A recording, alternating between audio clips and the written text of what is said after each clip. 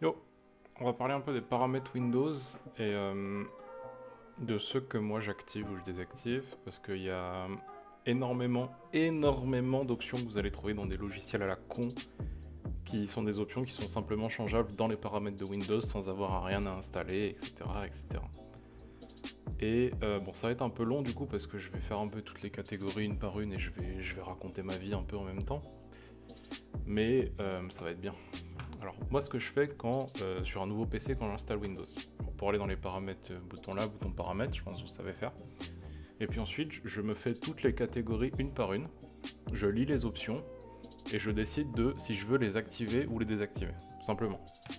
Je commence par système, là je lis un peu, est-ce que l'éclairage nocturne ça m'intéresse? L'éclairage nocturne c'est si je l'active la nuit, quand il fait nuit du coup, mon PC va désactiver, vous savez, il y a ça un peu sur les téléphones et tout maintenant, c'est les filtres de lumière bleue, ça s'appelle. Mon PC va essayer de réduire la lumière bleue, augmenter la lumière jaune. Ça aide à dormir, ça aide à ce que les yeux se reposent avant d'aller dormir.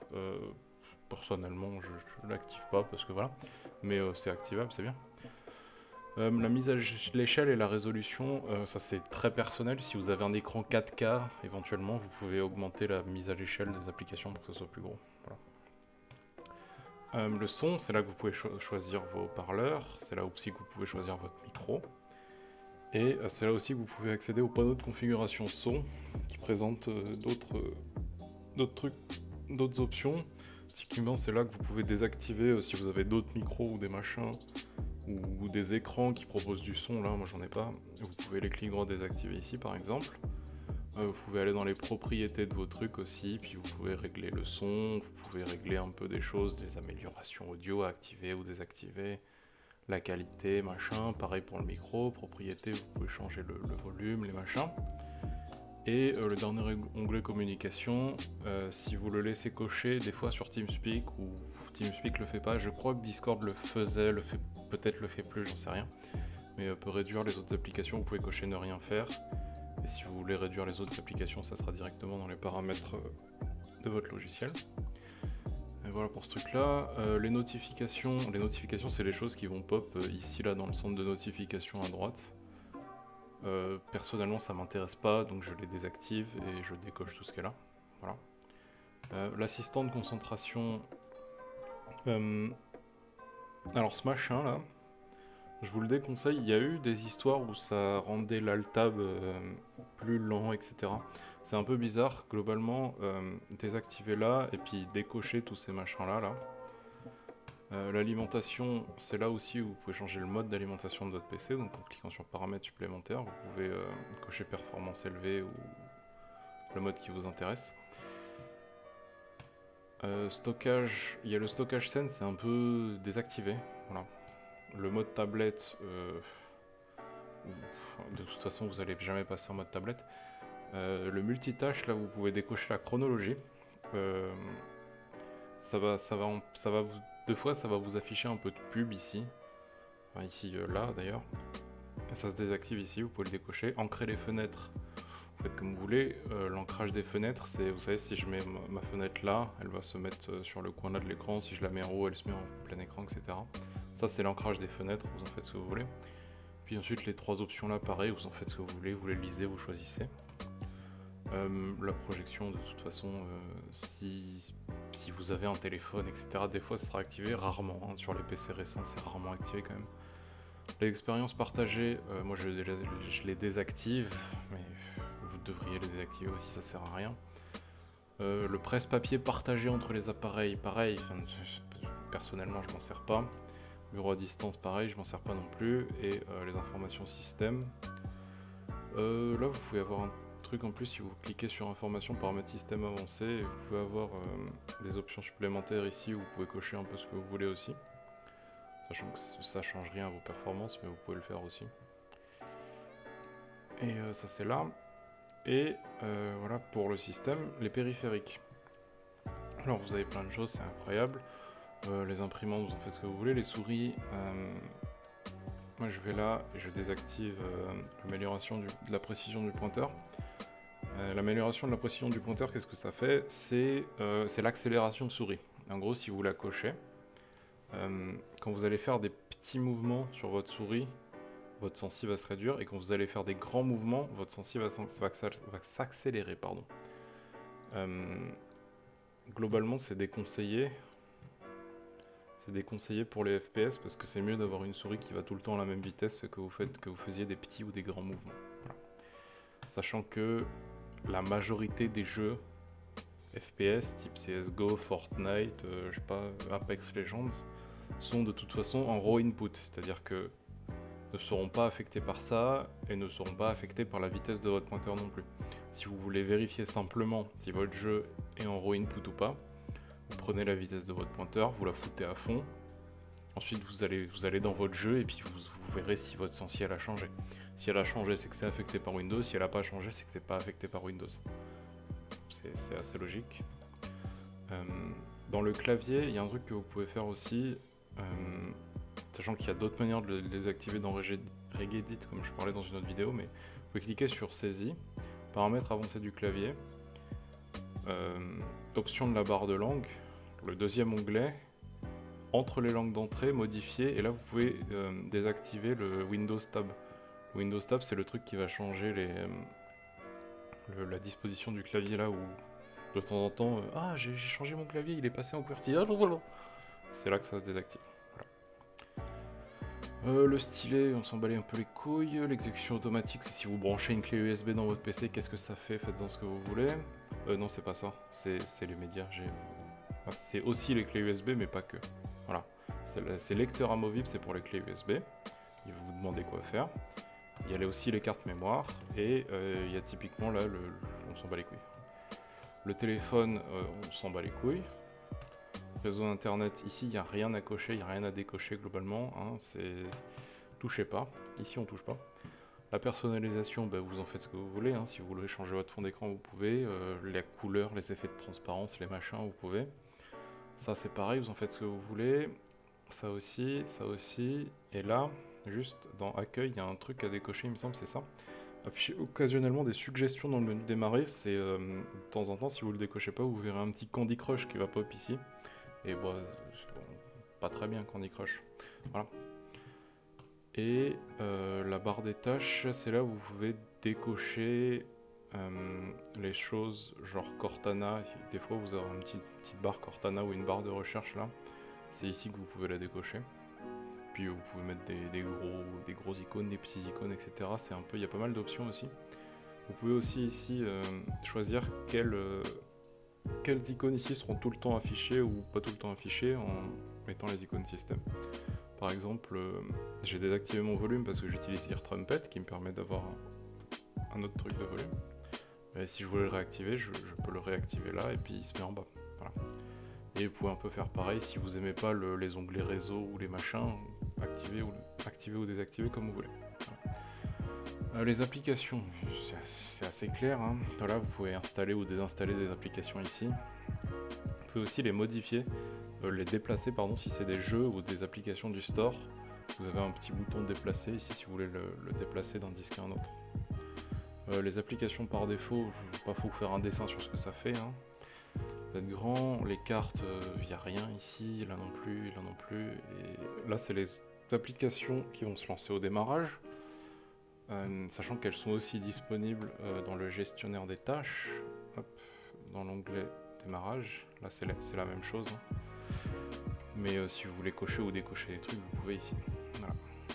Les comptes, là il y a plein de trucs, on s'en bat un peu les couilles. Le seul truc important ici, c'est vous allez dans les options de connexion, vous allez tout en bas de la page, et puis vous avez ça là, utiliser mes infos de connexion pour terminer la configuration blablabla, et rouvrir mes applications après un redémarrage. Des fois, quand vous allez redémarrer votre PC, les applications type Chrome ou Spotify, elles vont se réouvrir alors que vous avez décoché. C'est à cause de ça, il faut le décocher, et vous aurez plus vos trucs qui se relancent au démarrage, voilà, et le reste des trucs on s'en fout. L'heure et la langue, on s'en bat un peu les couilles, mettez ce que vous voulez, hein. Les jeux, la barre de jeu, vous pouvez la désactiver. Honnêtement, les captures et les machins, la barre de jeu capture, les activez pas. Si vous voulez record un jeu ou quoi, faites-le avec OBS, ça sera mieux. Et le mode jeu, globalement, vous pouvez le laisser activer. c'est très bien le mode jeu, c'est pas comme au début de Windows 10, maintenant c'est bien. Juste, j'ai déjà vu des gens qui avaient des soucis en faisant des streams ou des records avec OBS avec le mode jeu. Alors si vous avez des soucis avec OBS, que votre record ou votre jeu est pas fluide, ou votre stream pardon, si c'est pas fluide, que vous êtes sûr que vos paramètres OBS sont bons, en NVENC, etc., tout devrait aller, vous pouvez essayer de désactiver le mode jeu s'il est activé, et inversement, et ça peut faire une différence spécialement pour ça. Ça on s'en bat les couilles. Alors il y a juste un truc intéressant sur cet onglet réseau Xbox là, si ça charge, c'est que voilà, quand vous voyez le Teredo n'est pas éligible là, c'est que vous avez fait un truc à la con sur votre PC. Sachant que je l'ai fait juste avant pour montrer ce message. Hein. C'est que vous avez fait un truc à la con sur votre PC, un script ou quoi, et que quand vous allez essayer de jouer en multijoueur sur certains jeux du Windows Store, ça va pas fonctionner. Et il y a des méthodes pour le régler, mais je vais pas y venir maintenant. Mais cet onglet-là, c'est une assez bonne manière de savoir si vous avez fait une connerie sur votre PC. Voilà, au niveau réseau. Beaucoup de scripts à la con, type script de Jean-Michel, je sais pas quoi, vont vous casser ce genre de truc. Les options d'ergonomie, globalement, de toute façon, on s'en fout. Il y a juste, il me semble qu'il y en a quelques-unes. Il y a des raccourcis clavier à désactiver, je crois. Et je sais plus où. Mais en lisant un peu, on va y arriver. De toute façon, c'est un peu toujours pareil. Voilà, autoriser la touche de raccourci à lancer le navigateur. Hop. Le narrateur, pas le navigateur. Et dans tout le reste, là, on s'en fout. Enfin, ça, c'est décoché de base, tous ces trucs-là. Vous pouvez repasser dessus pour vérifier, hein, mais c'est décoché de base, les options d'ergonomie. Cortana, ici, il me semble bien qu'il n'y a rien. Ouais, il n'y a rien ici, ça ne sert à rien. Rechercher. A priori, moi, la recherche sur le web, c'est la recherche sur le web, c'est-à-dire que quand vous allez sur Windows Search, là, et que vous faites une recherche, Windows peut vous activer des recherches d'Internet ici.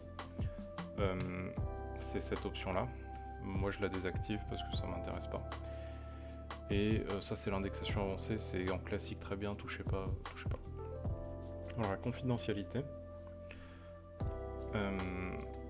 Les diagnostics là, restez en de base, si vous vous mettez en complet ça va envoyer plus d'informations à Microsoft, c'est peut-être pas nécessaire. J'ai suffisamment de problèmes de vie privée comme ça, alors tâchez de décocher ce que vous pouvez décocher quoi. Là c'est pareil, l'historique des activités vous pouvez les décocher aussi. Hein.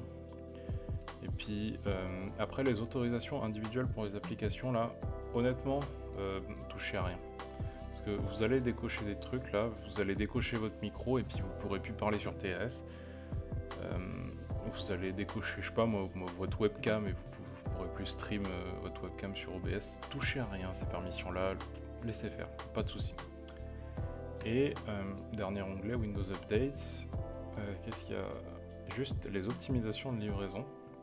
Vous pouvez décocher les téléchargements à partir d'autres PC, parce que c'est les autres PC... Comment dire? C'est un système de peer-to-peer en fait, comme les torrents. Si vous le laissez cocher et que vous cochez Internet, Windows va télécharger des mises à jour depuis d'autres PC sur Internet, et de la même manière va utiliser votre co pour envoyer des mises à jour à d'autres PC sur Internet. Alors, ça fait un peu chier.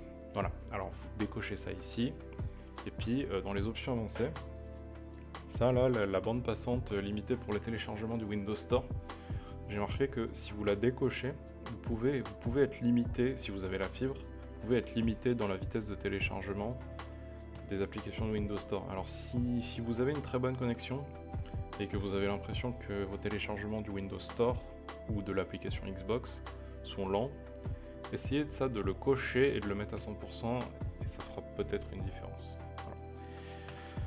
Voilà. La sécurité Windows, c'est Windows Defender, hein, c'est un truc à part. Faites-en un peu ce que vous voulez. Les choses que vous pouvez faire éventuellement. Vous pouvez aller dans la protection des virus, les paramètres, et puis vous pouvez exclure des dossiers ici. Par exemple, moi j'ai exclu mon dossier Steam, parce que je sais que de toute façon ce que je télécharge dans Steam a assez peu de chances d'avoir des virus. Et vous pouvez ajouter autre chose, je sais pas si j'ai un autre, je sais pas, admettons je veux MSI Afterburner, pourquoi pas. Je peux ajouter une exclusion qui sera jamais analysée par Windows. Voilà. Il y a d'autres choses un peu ici que vous pouvez un peu... Le pare-feu, il faut pas le désactiver, hein, c'est très important, ne désactivez pas le pare-feu.